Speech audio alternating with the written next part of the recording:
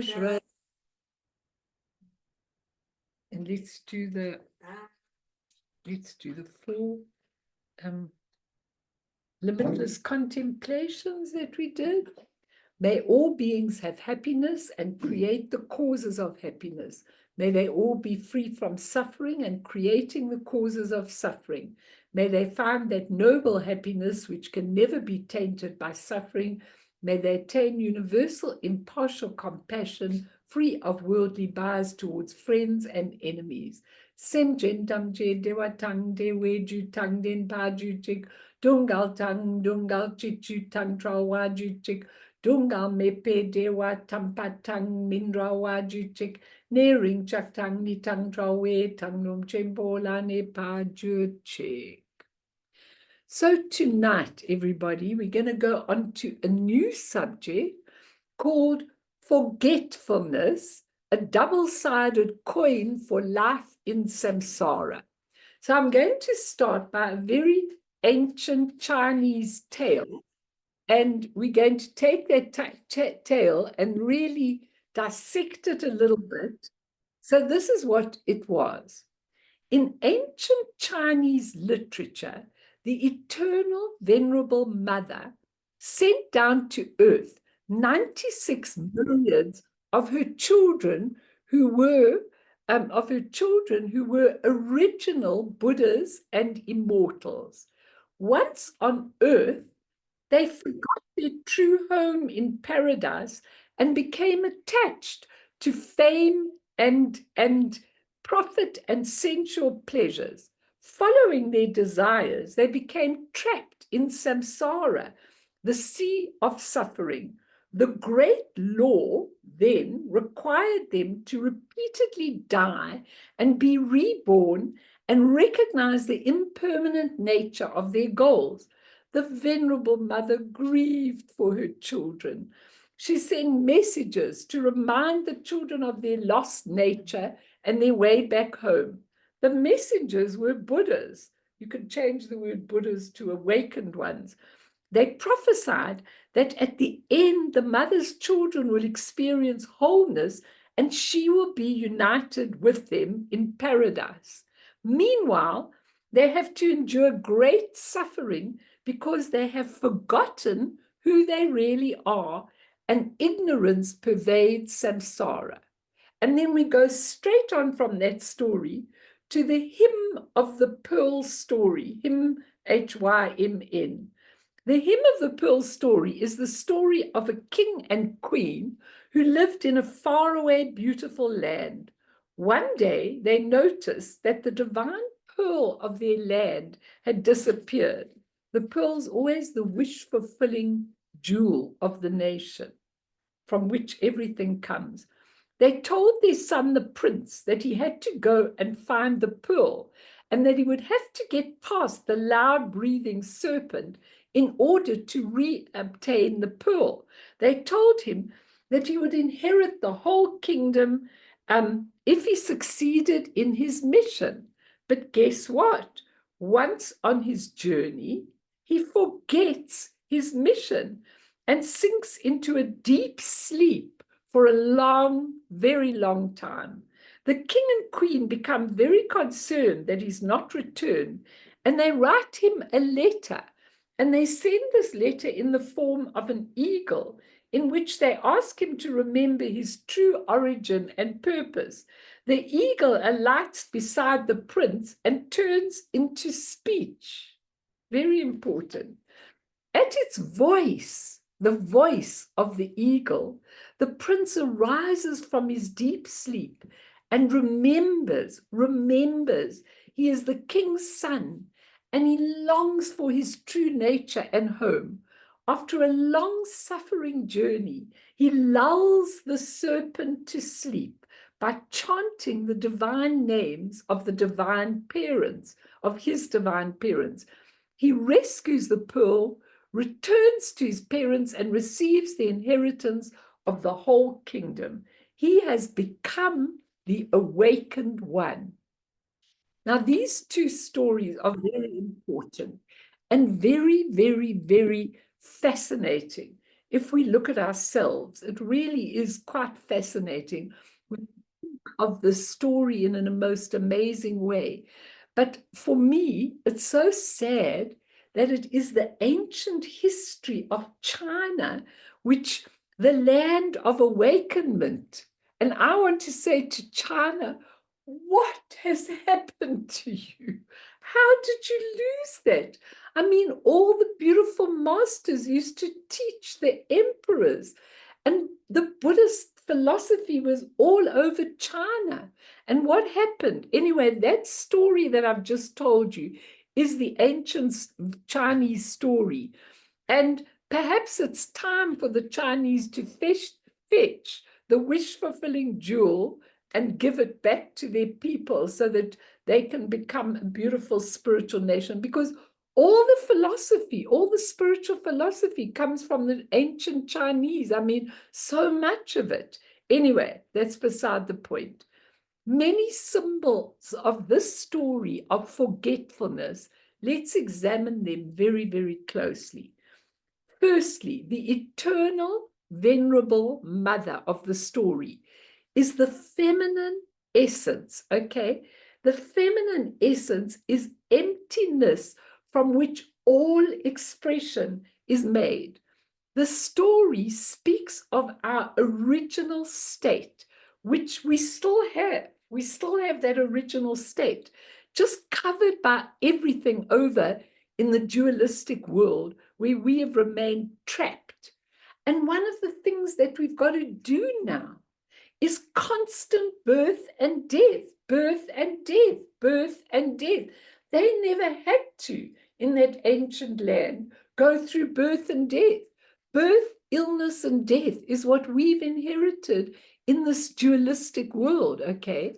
So it's covered over, and we've got to talk about how actually creation is told in the Bible, because there's so much truth in it, but there's so many covered over dualistic ideas of creation as you read about it in the Bible. Now just think about it, because compared to the story I've just told you, the actual creation in the Bible has a lot of the real stuff, but covered over. So what happened was, it talks about the God who then created these two beings, Adam and Eve, okay? And one was created from the rib of others. So already you are talking about something out there that brought something else in, instead of saying that the essence, the venerable mother, was always there, and out of that came the creations. Anyway, then what happens is, God says to Adam and Eve, don't take the apple from the tree of life. You can have all these beautiful trees as much as you want, but don't take anything from the tree of life. So what happens? In the story, she takes the apple, eats it, and gives it to Adam and tempts him. And both of them tempt each other. And what happens is they now outside the Garden of Eden. And what they realize when they're outside the Garden of Eden is, oh my goodness, we're naked. They quickly get leaves and put leaves on them to cover them over. Now think about how creation is told to us. I mean, even in all the different religions, there's similar stories, okay? And they have been cast out of, and it says in the story that God casts them out of the Garden of Eden, and then they're naked and they're sinners. They've eaten, they've done original sin. They ate of the tree they were not allowed to, so they were banished from the Garden of Eden. Now, until they can come back to the original cosmic law, which is what the story is about. Now, what's so interesting about this is, what have we done when we put creation like that? We've made it into a dualistic story. A dualism is when we start forgetting that we are all part of the whole, we're all one. We're all in oneness. We might manifest in different ways, but we're all part of the one. The minute they are banished from the Pure Land, they are now separate. They are away. They're not allowed to go there. Now, there is truth in that, because what we learn in Buddhism is we try and learn to be reborn in a pure land. But is there a pure land? Is there really a land where there are millions of fruit trees and a Garden of Eden? No, that land is internal. It's internal. It's when we go back to the original state, then we see the land. The state that we have forgotten, we then see the land. Okay, the great cosmic law, which is very fair, requires us to go back and back till we clear those deluded imprints and see the truth of all we attach to relatively in samsara. We've got to do that. But what we've got to understand is that in Buddhism, there is no original sin. There's no original sin. Now, how did they get to original sin? You ate of the tree of life and you disobeyed the laws, and now you banished. There never was anything like that. It was the forgetting, the actual forgetting, and it's just a potential ignorance. It's called co-emergent ignorance. And what is co-emergent ignorance? It means from the essence, which is the if you want to call it the God force, if you want to call it emptiness, from the essence comes the pure or impure expression, just depending on how you view it, okay? So if we see and recognize the expression with intrinsic awareness, then the expression is pure, like the Garden of Eden. But if we don't recognize the expression, we've got ignorance, we've forgotten, we're ignoring the truth, then it's the impure, deluded, impure expression of the Venerable Mother. Now, the bottom line is, everybody, both the potential for either being deluded or being enlightened and not being involved in all of that is always there. Both come out of the essence. This is what I want you to really understand, because we're going to do some very deep teaching on what unawareness really means, what forgetfulness means, what it really means when we go into unawareness. But what we are looking at here is that both potentials, both the enlightened and the deluded, come out of the same essence. It's not that one comes from a bad place and one comes from a good place. There's no such a thing. Everything that comes out of the essence is pure.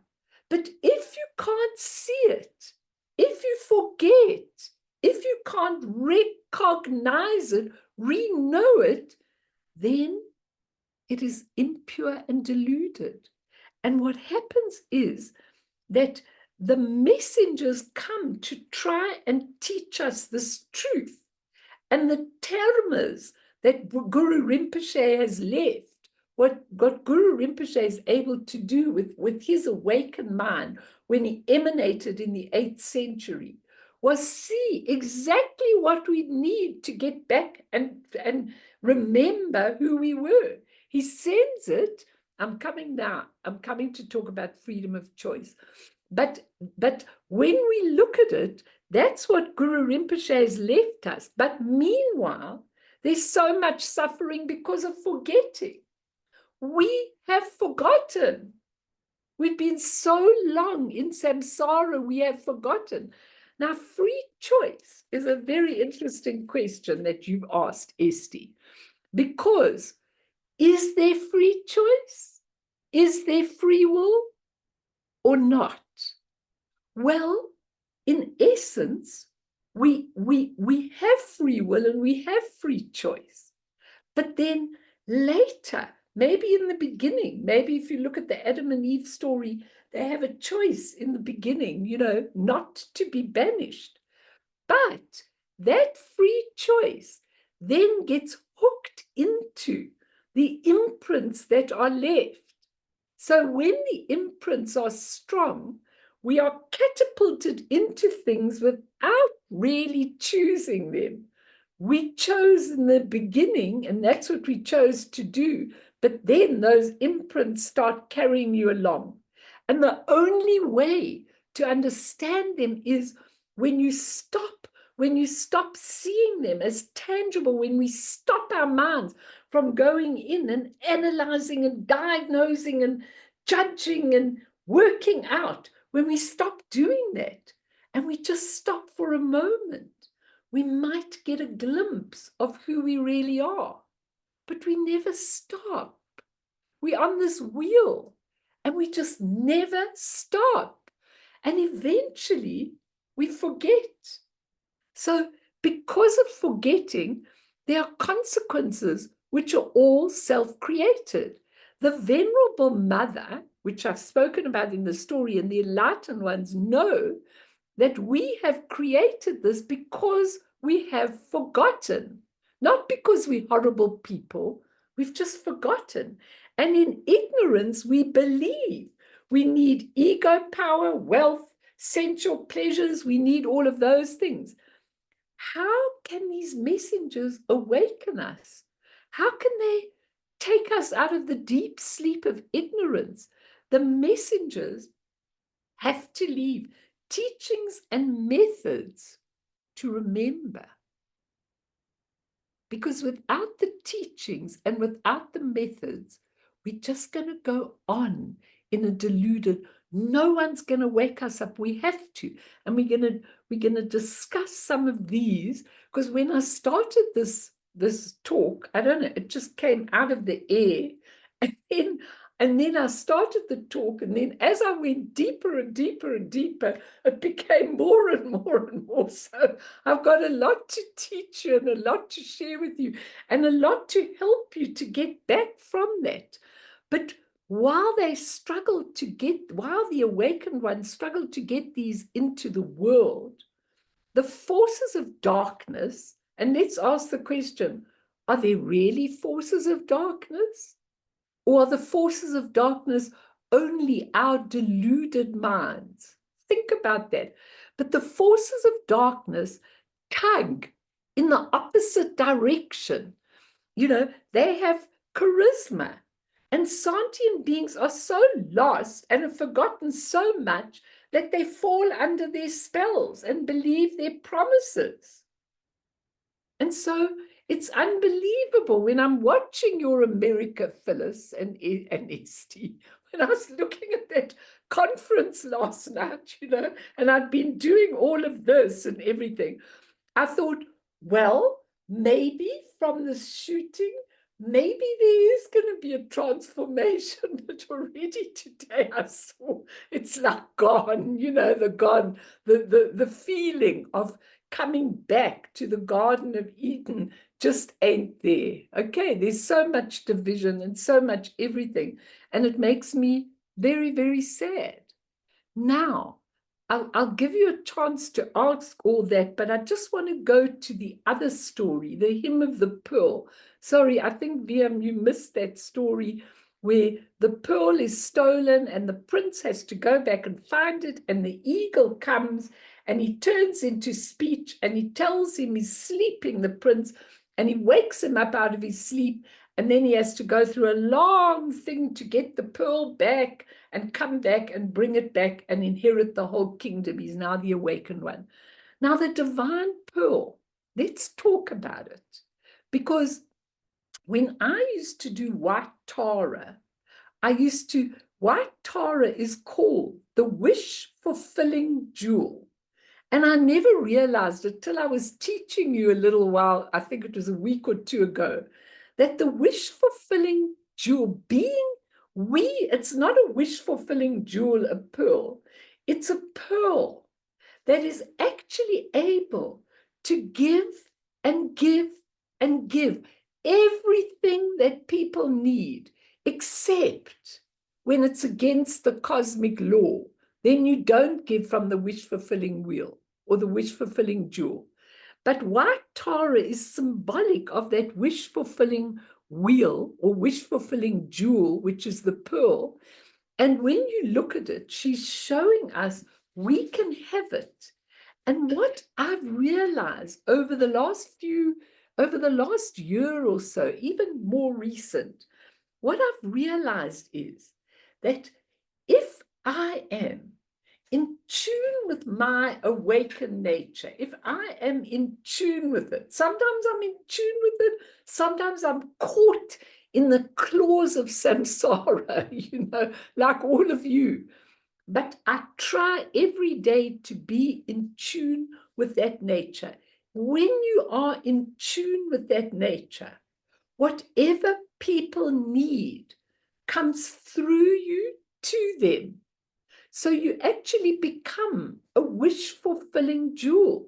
You actually are providing. It's in alignment with the cosmic laws. Because obviously, if somebody is going to kill somebody else, you're not going to give them, if they are going against the laws, they're going to have to wait to get. But it's like people come to you and they ask you things, and suddenly you just know what to say. A little child comes to you and you just know what to say to them, what they need. That's the wish-fulfilling wheel. We've lost it. We're so selfish. We're so caught in our duality. We've lost the wish-fulfilling jewel, and we have to go and find it again. Now, what happens is, from the Buddha nature, who knows everything, it's filled with compassion for those who have forgotten, and every wish can be fulfilled, but always in line with the cosmic great law, never given to fulfill samsaric desire. Now, the eagle in the story turns into what we call Vajra speech. Now, Vajra speech is a whole talk on its own, okay? It's the most amazing thing because it has many different levels, that Vajra speech. When you have Vajra speech like the Buddha did, you can talk in front of an audience of 10,000 people or 100,000 people. You do not need a microphone. You do not need translators. You don't need any of that because everybody in the audience hears it at their own level in their own language. That's called Vajra speech. And not only Vajra speech, it goes together with energy, because the speech of the mantras is energy as well.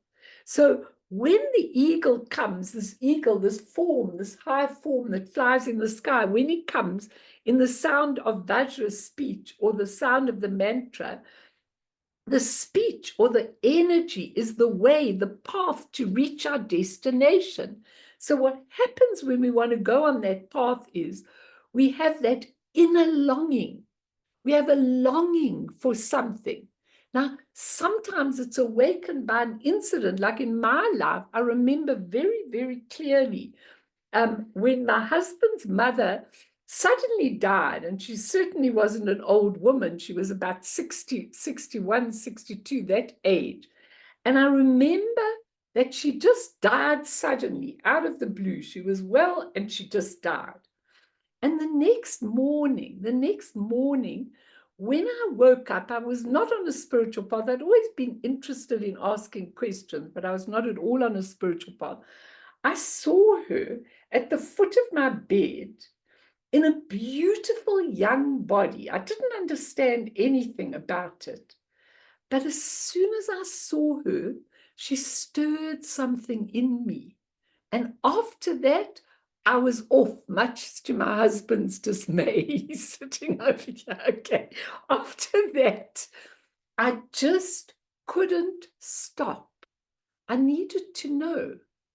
Now, when that longing to know comes in you, when there is a longing, sometimes it's through an incident, sometimes it's through a near-death experience, Sometimes I hope, Donald Trump, you learned it by avoiding the bullet, you awoke, we hoped from it, you just get that awakening.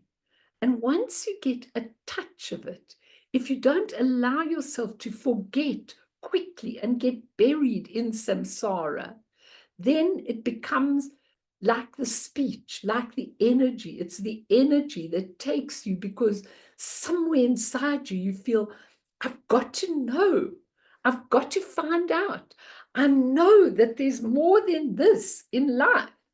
And I know that all the things we value are not really of value. And I need to find that out. Now, this longing draws us to find the truth. And in the story, he has to chant the divine names of his divine parents.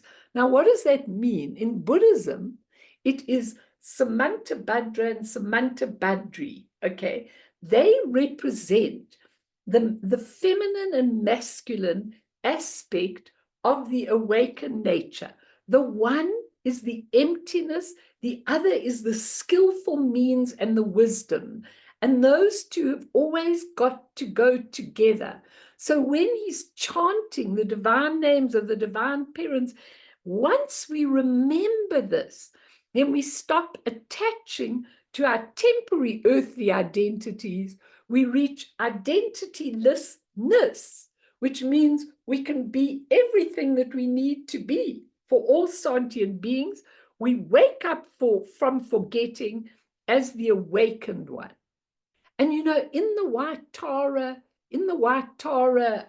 puja, in the sadhana, it's so beautiful, because I've told you this before. It goes, just let me get sorry, I'm just going to get the Sanskrit. It goes, Shunyata Janana Benza Sobawa Emaho Ham. And what does it mean? It means which is the universal sound. I am the embodiment of the Vajra nature of emptiness and wisdom. That is the name of the divine parents that he has to chant. That's who I am. If I'm that, then it's going to absolutely awaken me. We wake up and we have to repeat that over and over. I am the embodiment of the Vajra nature of emptiness and wisdom. When did you say that, guys? Have you said that to yourself? What happens when you've got a big problem in front of you? What happens when you're drowning in samsara? What do you do? What do we usually do? We usually look at it tangibly. We start dissecting it. We go to experts to find how we can do it. We find ways, we find means, we find everything. Maybe we solve it a bit, and maybe just now another thing comes back. But we never go, I am the divine embodiment of the Vajra nature of emptiness and wisdom. Once we know that, there are no problems. It's actually amazing. So I want to look at why I've called it forgetfulness, not forgetting. Forgetfulness is that I want to look at the fullness of forgetting, because James Lowe talks about restorative forgetfulness. So there's certain things we should forget, and and we shouldn't forget who we are. So I want to look at that, but let me throw that open, because this is one mouthful of the stories and what I've just said now. And I want to know, if anybody wants to ask or say anything, please do. I'm very happy to hear or ask or say. Anyone? Don't Can I be make shy. a couple of observations? Please, please.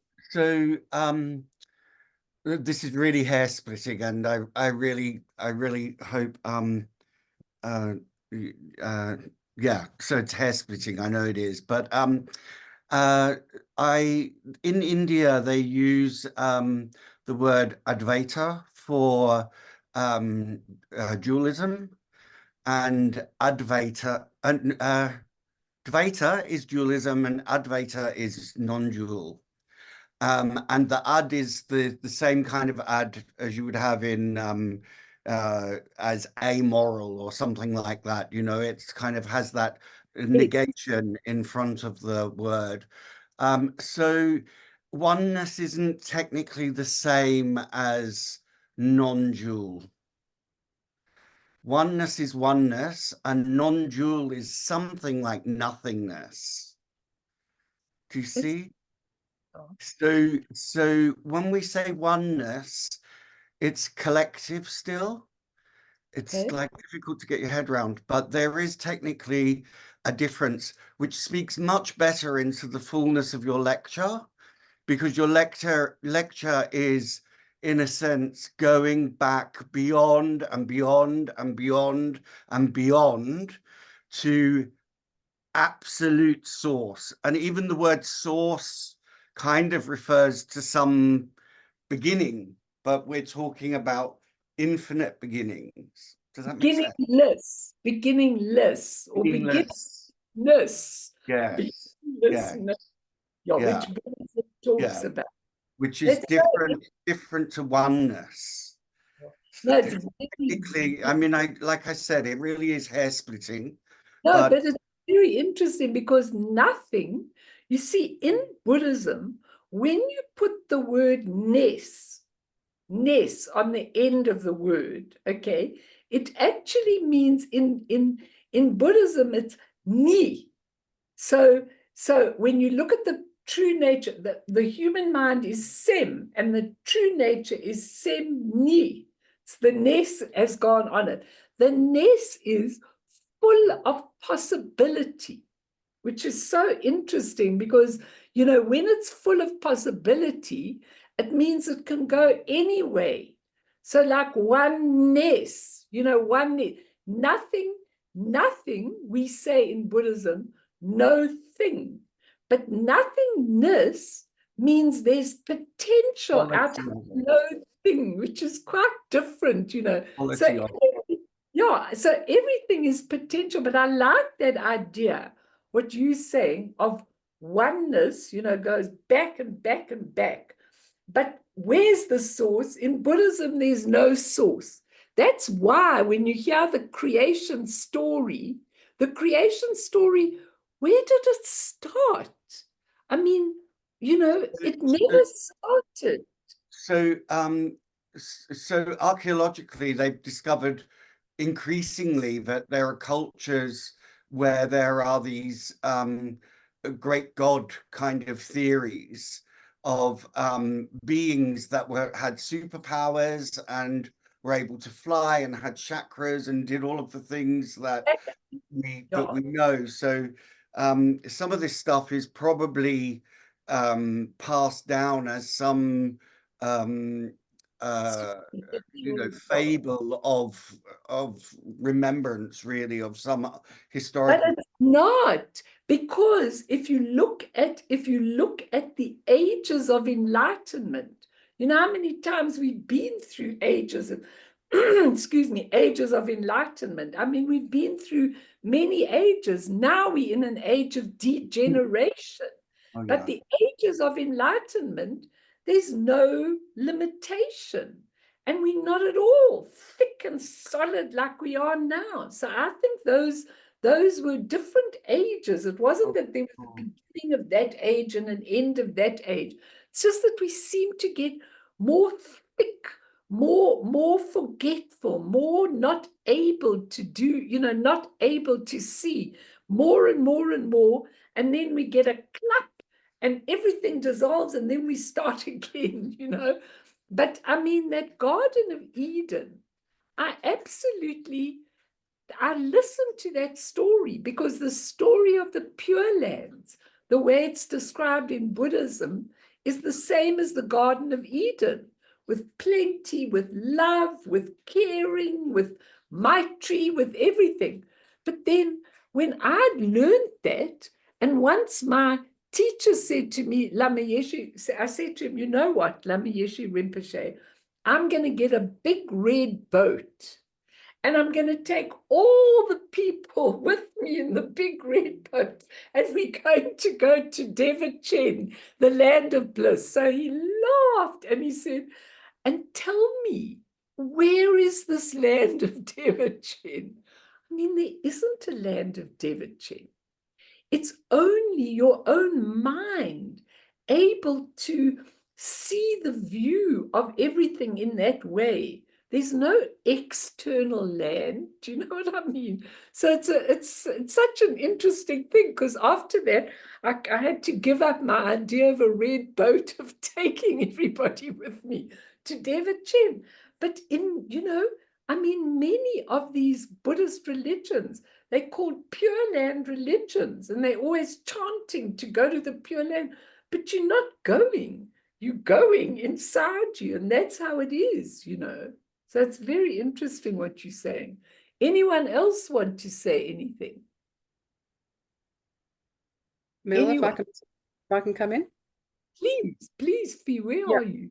I do agree about that the point about oneness, because oneness implies two things that have become one. So I do, it's an ineffable thing that we can't really describe, because we can't even say something linear as going back. We're not going back anywhere. That's a samsaric, that's my way I see it, is that if you descend into samsara, that's when things appear to be linear, that you appear to be going from one to another. That's what I don't know if I've got that correct. I think you have, because when you are in that pure state, it's called the fourth time. Okay, the fourth time. It's not past, it's not present, it's not future, it's no time. So I think that is what you're talking about. We work with linear time, and that's no time, which is very interesting. In fact, it's immortal, right? So Yeah. it has that immortality about it. Exactly. It's beyond immortality, actually. We can't even conceive of that. But if you take an awakened being and you look at how do they're not how does it operate? So the pureness of an awakened being is that they are able to emanate wherever they are needed. So if they need to emanate in a body, then they emanate in a body.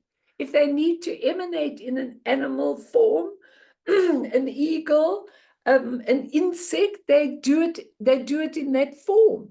But that form, if you take Guru Rinpoche's form in the 8th century, which is listed as history, there never was a Guru Rinpoche who got born.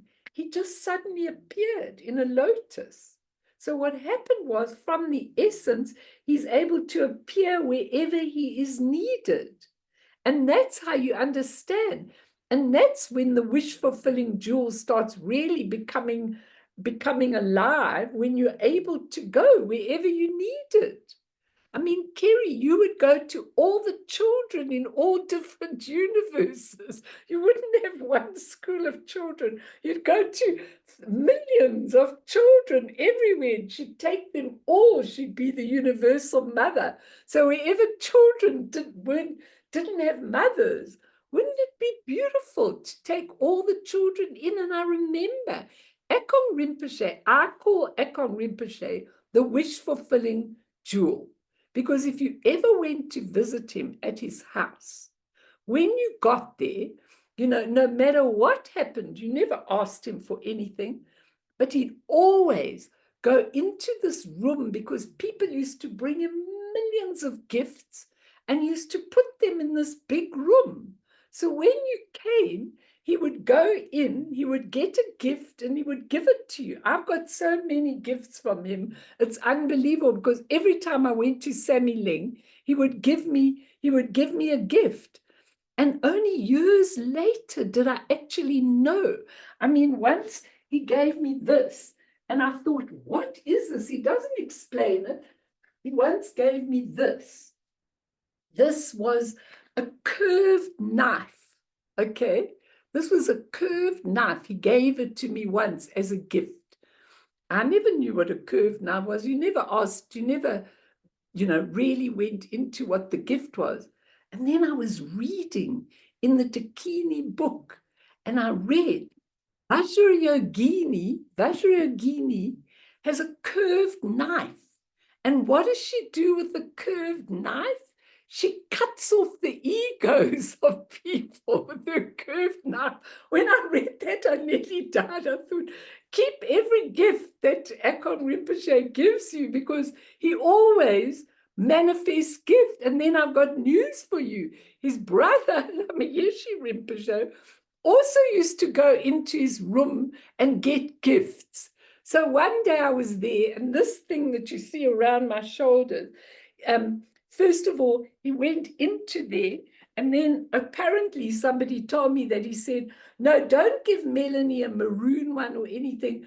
Give her one that will go with all her clothes. So this was what he gave me. He said, put it on when you teach, and then he'll always be there with me when I teach. So these kind of gifts, these kind of understanding of what we're able to do when we end that separation from everything. Whatever Lamiyeshi's got, he's always offering to me. Sometimes I don't really want to take it, and maybe in a few years I'll be so sorry if I didn't take it, because maybe it was something. I told you he wanted to give me this necklace around his neck, and he said, will you wear it? And I said, probably not, because most of my clothes are open and I probably won't wear it all the time. Maybe I'm going to regret this very greatly later on in life, because maybe it was going to be something that I touched and out of it came lots of things. I don't know. But I'm just trying to show you how limited we are. Now, Akon Rinpoche used to work right through the night. He never, ever slept. Tupten told me that he used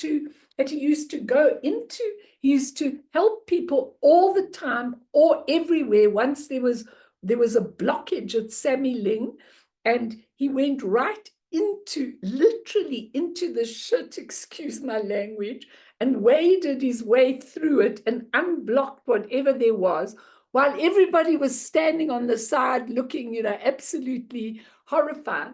He just did it. And then he came back, walked straight to his house for a shower, and that was the end of that. And he used to go on, when he finished his work on this level, he used to go, and then he used to phone Tibet and then deal with all the things at Tibet, because that was the time he could do it in the middle of the night and things like that. So we haven't even begun our possibilities. We haven't even begun. We don't even know how much potential we are. And every time we've got a problem, and every time we're stuck, we forget that we've got a source right inside us that never gets tainted, that always knows. So when we look at the two sides of forgetfulness, I want to just look, first of all, the story showed that we've actually forgotten the ground of all existence. The ground is the essence. The ground has many different names, meaning all the same, because you can't really describe it with an adjective, but it's the essence, the primordial purity, the spaciousness. And I love that word spaciousness, because it means there's room for everything, good and bad. The spaciousness, the emptiness. In religions, they call it the God force. But what's the God force? It's just the essence. It's not something out there. The Buddha nature, the intrinsic awareness, the Rigpa, any of these names are what we are. And we have forgotten that it is the basis of everything, including ourselves.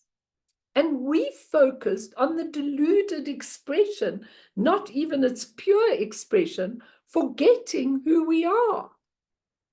Now, the solution to every single problem is to remember who we are, not forget. Because every time we've got difficult problems, we think, look at me, how pathetic I am. Look at me, I don't know. Other people seem to know, other people. But because we've forgotten, that's the solution. And that's the biggest tragedy of our life on earth, and maybe the most destructive event of this life. Even science missed that completely and totally. It's just that moment. And I took the story, I once used it before, but it's a very short story, but it gives it beautifully about the ground and the essence.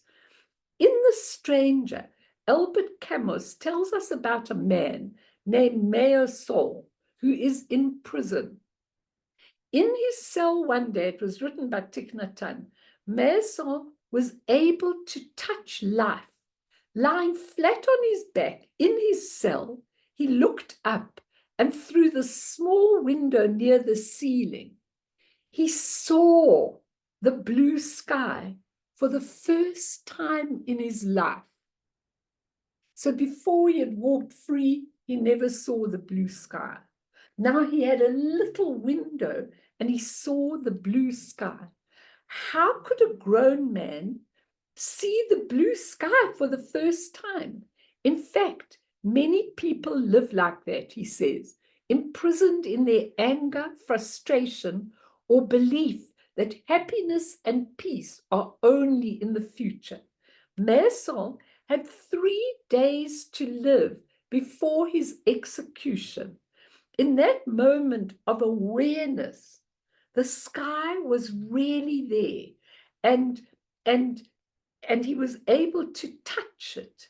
And in that moment, he saw that life had meaning, and he began living deeply the moments that were left for him. He only had 3 days left. The last 3 days of his life became the truest and the most real life. On the last day, a priest knocked at his cell door to extract a confession from him, but Maisol refused. Finally, the priest left, frustrated. At that moment, Maisol described the priest as someone who lives like a dead person. It's interesting. He said he realized that it was the priest who needed to be saved, not him. If we look around, we see many people, says Thich Nhat Hanh, who are like dead persons, carrying their own dead bodies on their shoulders. We need to do whatever we can to help them. They need to be touched by something, the blue sky, the eyes of a child, the autumn leaf, so they can wake up and liberate themselves.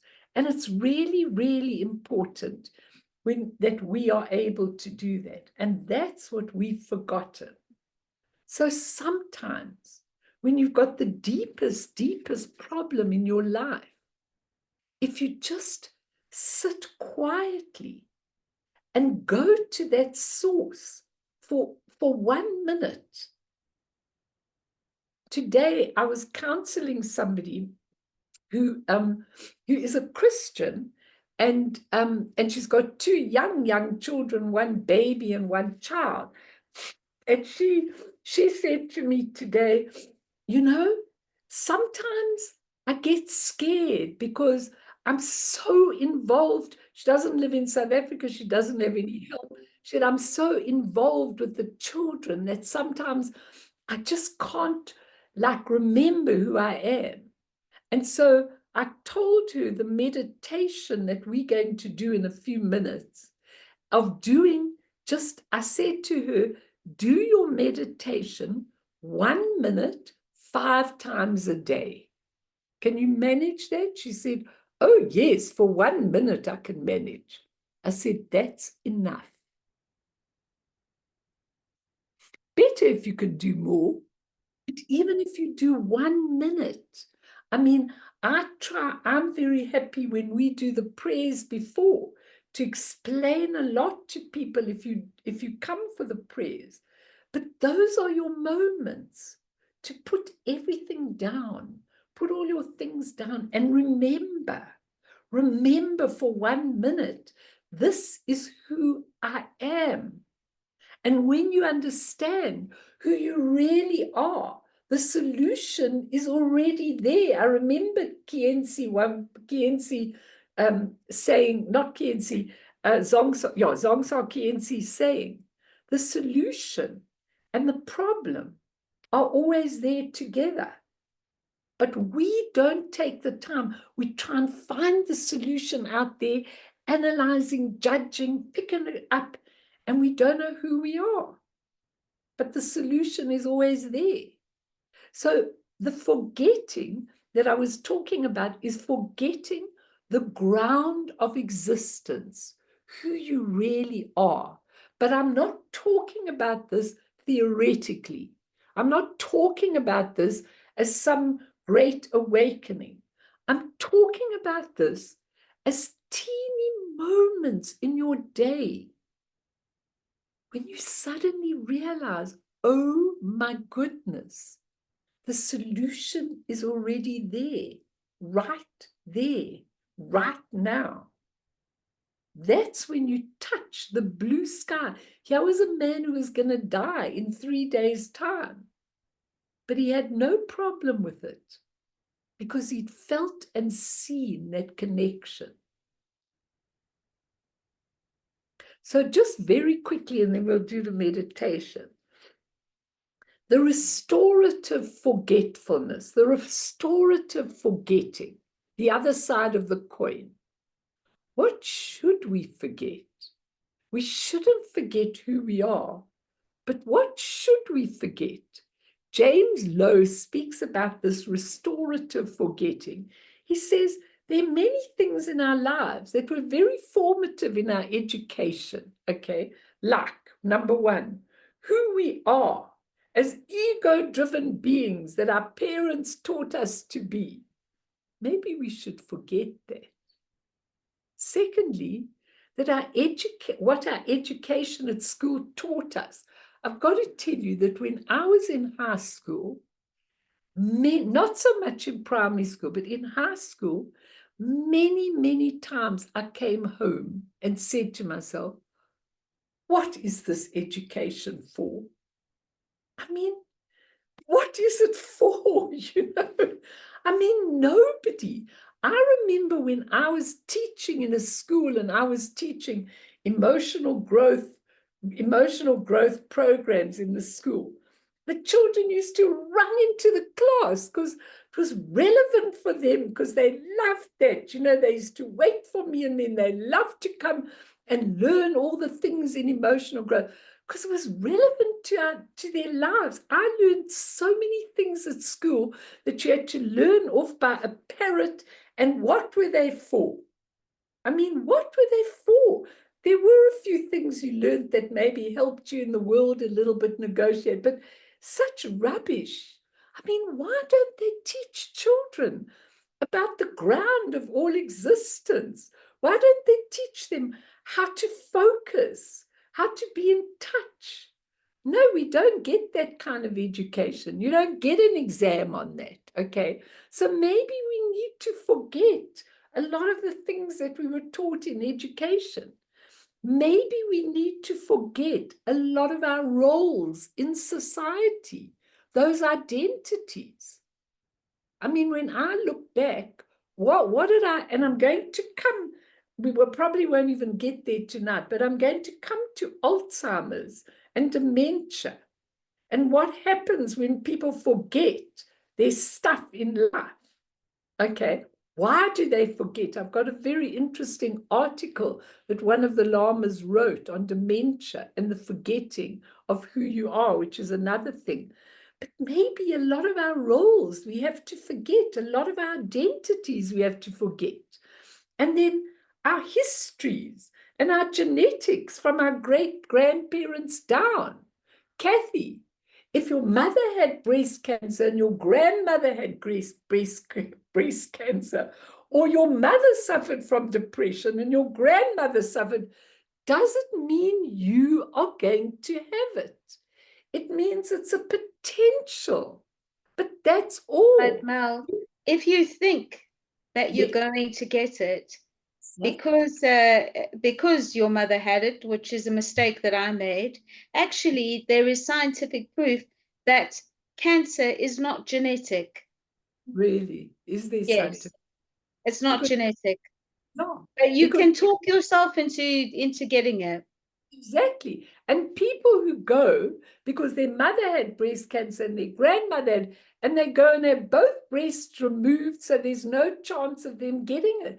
Why not remove the thinking mind and go into your nature of mind and bring the healing of the universe into you and say, I can see this potential, but I remember who I am. I'm not forgetting who I am. Therefore, I have every possibility of not getting this potential. The potential is the imprint, but you don't have to pick it up. You could dissolve it then and there. Doesn't mean because one of your parents had dementia or Alzheimer's that you're going to have it. Not at all.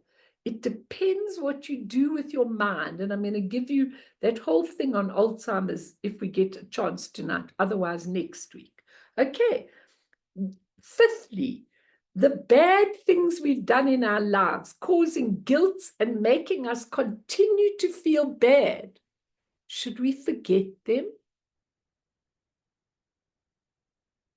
Should we forget the bad things we've done? Well, maybe it's time to forget the bad things we've done. Draw out of them what you need and move forward.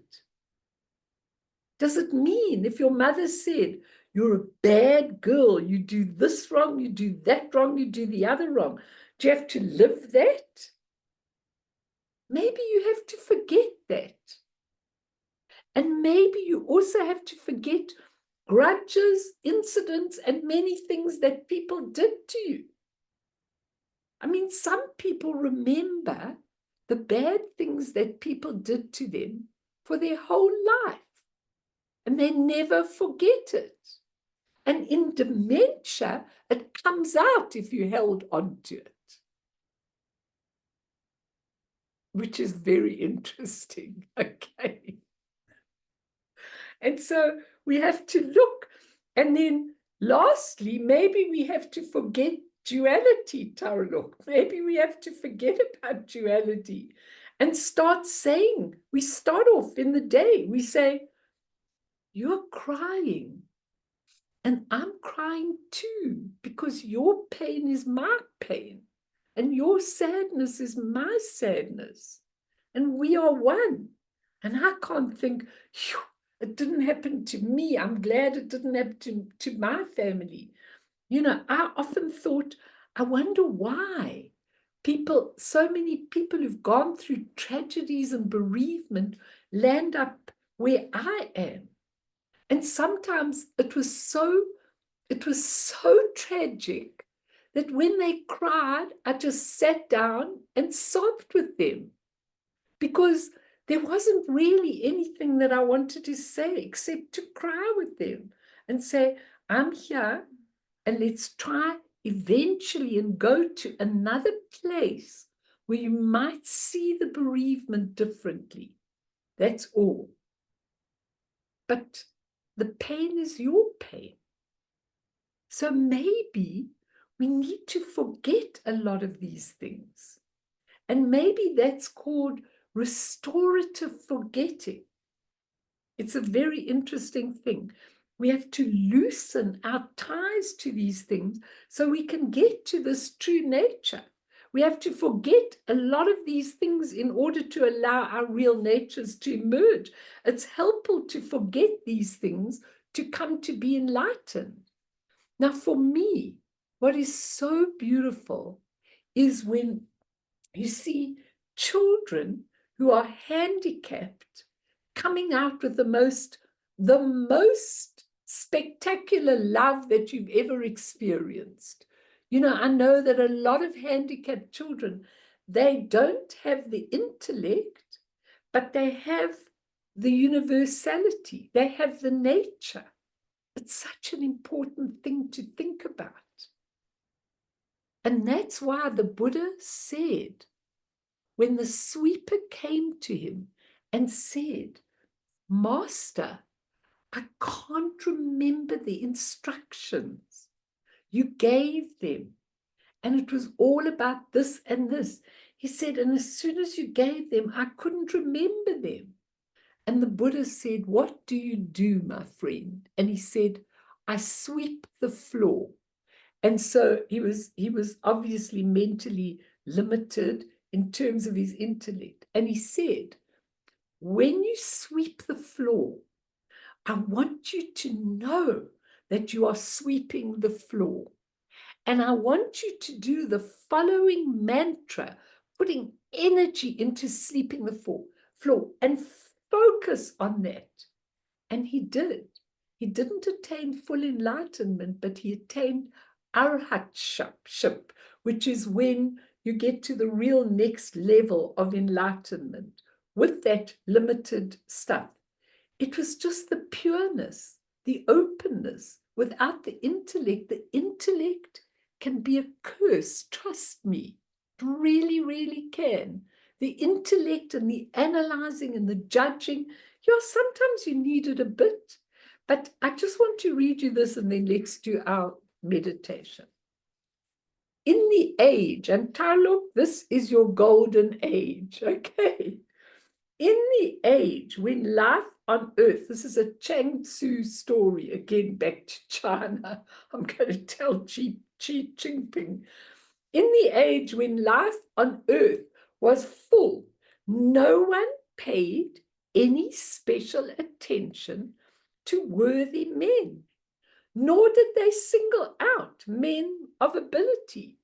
Rulers were simply the highest branches on the trees, and people were like the deers in the woods. They were honest and righteous without realizing that they were doing their duty. No intellect. They loved each other and did not know that this was love of a neighbor. It was so natural. They deceived no one, yet they did not know they were men to be trusted.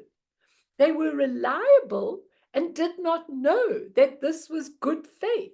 They lived freely together, giving and taking, and did not know that they were generous. For this reason, their deeds have not been narrated. They made no history. That's what Chang Tzu said. Now you look at our history. Oh my God, you two in America, the history in America, okay, supposed to be the free world, the society that knows everything, okay.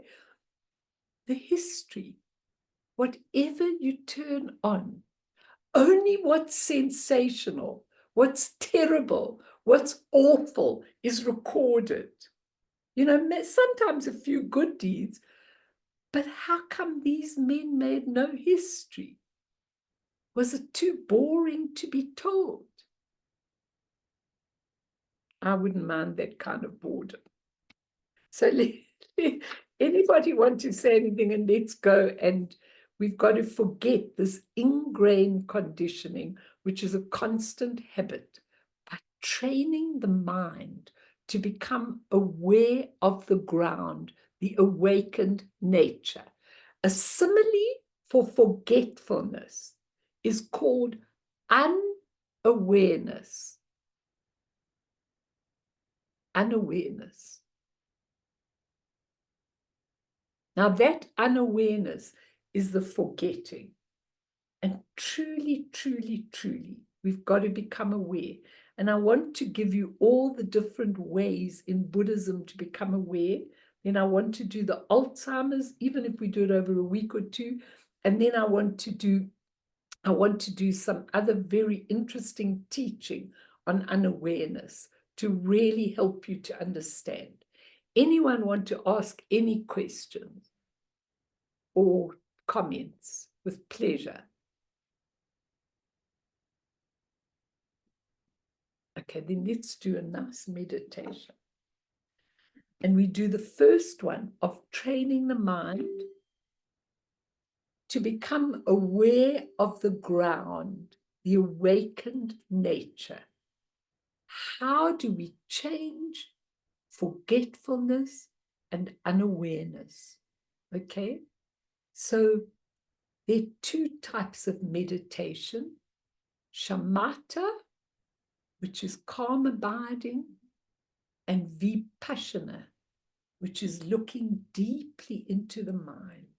So we need a stable mind, and we need to train in that. And what I'm saying is, train in it many times a day.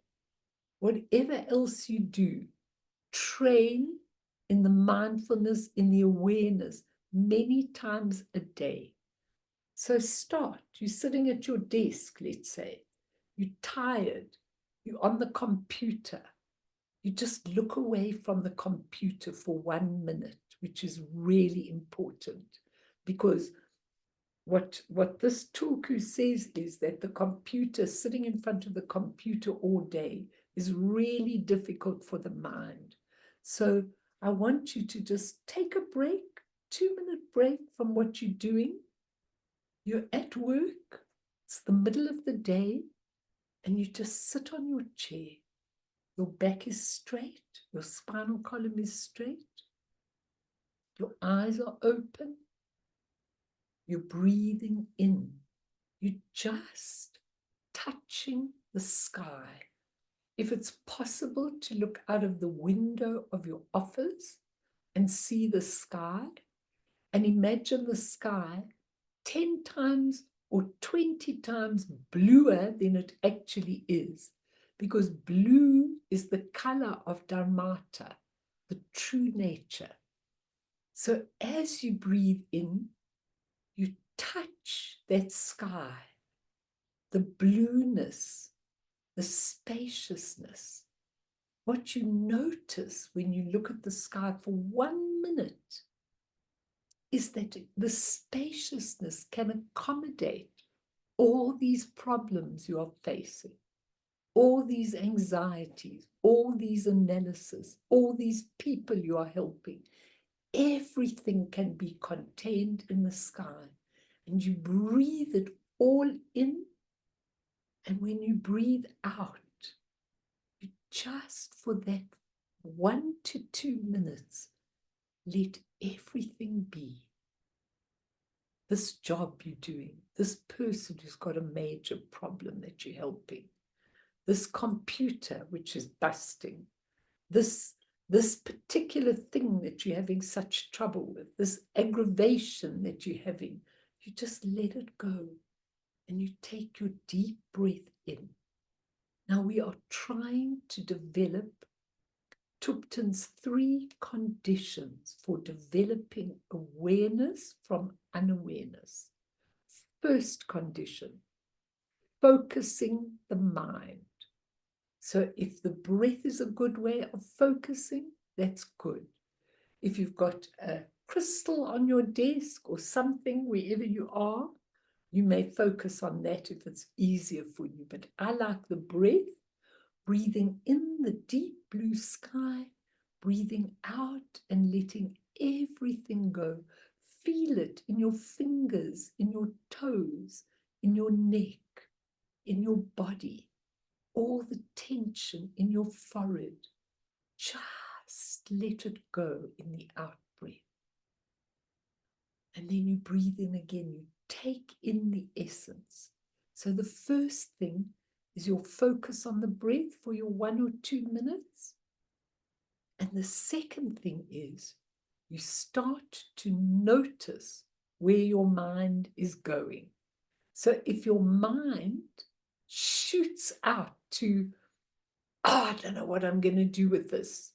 As soon as you notice you are unfocused, that's your unawareness, you bring the mind totally back to the breath, totally back. So the first aspect is to focus. The second aspect is to notice where your mind is. And the third aspect is to bring your mind back. So you're breathing in and out, focusing. You notice that your mind has gone out, you're tired, or there's a thought, or there's a problem, or you're scared, or there's a fear. And you quickly return the mind back to the breath. You are focused. You are aware. Every single thing is in the past, and none of it is coming back again. Not even the split second before you started this meditation. The past is past. If there's anything there that you're hanging on to, let it be. The future, all the money you've got to make, all the things you've got to do, all the policies you've got to get out, everything, the future has not been made. And this is the present moment. But don't hold on to it. Nothing to hold on to. Just the spaciousness, blue, open, pure ground of your being. When you're in it, there are no problems. There is no struggle. There is nothing. Just awareness. Now we're going to sit for a few more moments. You don't have to when you do this 5 times a day. You can come back, but we're just going to sit for another minute or 2. And this is what you do several times a day, so that you are reminding yourself of your unawareness, of your lack of focus, of how you dodge all over, of how you jump all over. You're just bringing the mind to focus perfectly as it is in this time. Don't hold on to the time. Let it be.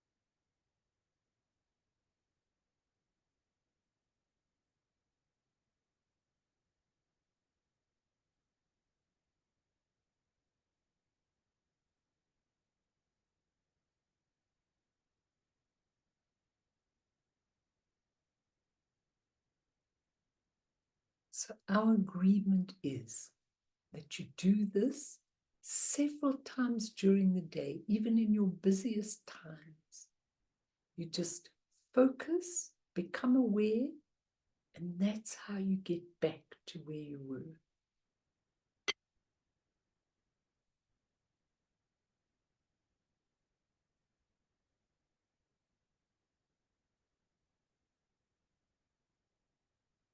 Now, I've got a lot of things to teach you. I'm not going to teach them tonight. Let's just see if anyone wants to make, because I can see I want to go through all the methods of training the mind, meditation being one. But I don't care if you don't do long practices. It's just important to bring yourself to that focal point, which is really, really important for all of you. I'm not going to go on because there's so much I want us to examine: dependent origination, the different practices that help us. The practices help a lot. They really, really do. But it's really important, like as Natalie's just said from her retreat, that we keep going back and we keep focusing that mind. That's how we get back to that spot. It's really important. Anyone want to say anything? I don't want to give you more teaching because I've got pages and pages and pages of teaching that came out of my hand, and I've got all kinds of things to teach you, but I can see all of you are really tired tonight, so I'm not going to push you. Poor Kerry. Kerry, it's gone long past your bedtime. After a long, heavy day. Anybody want to ask anything? May I just ask a very quick question, please? Please. So in one of my just practice sessions, I guess you'd say, I did the pranayama, with the focusing on the channels that we spoke about some weeks back. I had the sensation as I was breathing through my nostrils that I could actually experience the breath control without moving my fingers on my nose. And I wondered whether it's essential for me to use my fingers on my nose or not. I really wasn't. I was kind of like, am I wasting my time trying to do it without that? No, Or not waste the time at all. You know what? The idea of the channel breathing is because you want to go down that way and that way. I think that there are lots of ways you could do it. I think if that's good for you and you're putting the energy through each channel and cleaning and then coming and bringing it, with the last one, bringing it in, I think that's excellent, and I think that's fine. Everything, I think that all these techniques, whatever we do, I think are really just techniques to get us back to the ground, to stop us from forgetting. And, I know that it's so easy to go through a life in samsara and not have one moment of focusing your mind in a day. Do you know what I mean? I mean, we can go right through the day from activity to activity to activity, and sometimes they're worthwhile activities, especially like the work you do. I'm sure it's very worthwhile. But you need, for me, it's non-negotiable that I need to go into my special room. I don't care if it's a little table in your bedroom, with a few things on it that are good for you, but your space. And I find that even when I'm finished counseling people, I need to go back and try and focus and try and come to that center of being. I don't always succeed because sometimes when I sit down at the end of a day, I've got a lot of things to process. But what I'm trying, a lot of people that I'm thinking about, this one, what they said, and that one, what they said, and this one wanted this, and this one wanted that. It's really hard to take SEM, your ordinary mind, and quiet it and let those thoughts. It's not that the thoughts have to stop. It's that you've got to stop going after the thoughts. That's the whole point. You've got to stop attaching to the thoughts. That's the point. And I find that some nights I'm really successful at doing it, and some nights the mind is going all over. And I can see the difference in my practice and in my output as to whether I can have good meditation in the evening and just let everything dissolve into that big spacious mind. And that's what helps everything. Whatever I'm doing in my life, I go back to that ground. And I make a point of going. And what I'm going to do also for you, what I've got here is really the difference between your human part of your mind and your nature of mind. What's the difference between them? When you can understand that difference, then you can start using your nature of mind rather than your human mind, because you know what the human mind does. We're just unaware. That's why I've called this forgetfulness. We've forgotten. We've forgotten what we're able to do. And we've attached to this role. So if you're in a life where you think you haven't been so successful and you haven't been so good at what you do, Is that what we attach to? Not at all. That's just a temporary, transient thing. One kind word in your life is worth it. And that's one of the things I'm also going to talk about, developing your enlightened qualities, which also take you back to that ground. So I'm going to leave. I want to share something really quickly. Please. You reminded me of it earlier. Just this week, I'm doing some things very differently. Every time I've had a negative thought and I've become aware that it's a negative thought, I've rung a bell. Okay, Rang a bell and put the bell down, and I've noticed, honestly, that the number of times I'm ringing that bell is getting less and less and less. And what happens to your negative thoughts? Tell me. I just suspends it, just stops it, like I don't know. It's just okay. As long as in your own being, when you ring that bell, I'm clearing it. You let it dissolve. Your bell is to remember. But if you're just pushing it out and it's going to be stuffed down here somewhere to come up later, you don't want that. You're good for you.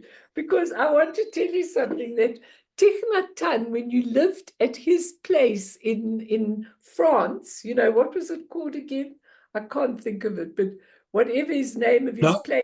Plum Village. Plum Village. Plum Village.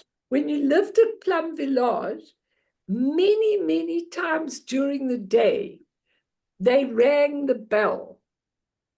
And when the bell was rung at Plum Village, everybody stood still, just for about a half a minute. So the whole village, whatever you were doing, even if you were knocking something or cleaning something, you just stopped and remembered. And then the bell rang again and you went on with your work. Now, I think you should introduce that in the hospital, look, every time. Actually, really, totally. But you don't. But what you're ringing the bell for is to remember to dissolve, to remember to dissolve, to remember to dissolve, because it dissolves back of its own accord if we don't grasp. But I've got a lot of lovely things to teach you. So we'll go on next time. It wasn't going to be a long session, but it is. So what can I do? So let's dedicate. It just materialized into a big session. So let's dedicate to all those who are caught in samsara, to all those who are really having a hard time, to all those who are being tortured, who are being captured, whose freedom is being cut. We dedicate everything here, and may they remember who they are, even in all of that hardship. So through this merit, may we achieve all-seeing Buddhahood, and thereafter, once all harmful enemies have been defeated, they don't have to be defeated, they have to be dissolved. May all beings be liberated from the ocean of existence, stirred by the waves of birth, old age, sickness, and death. Sonam die tamje zipane, topne nepe dranam pamshene, jeganachi balak dropaye, sipe sole doa dro warsho. I think we must rewrite that English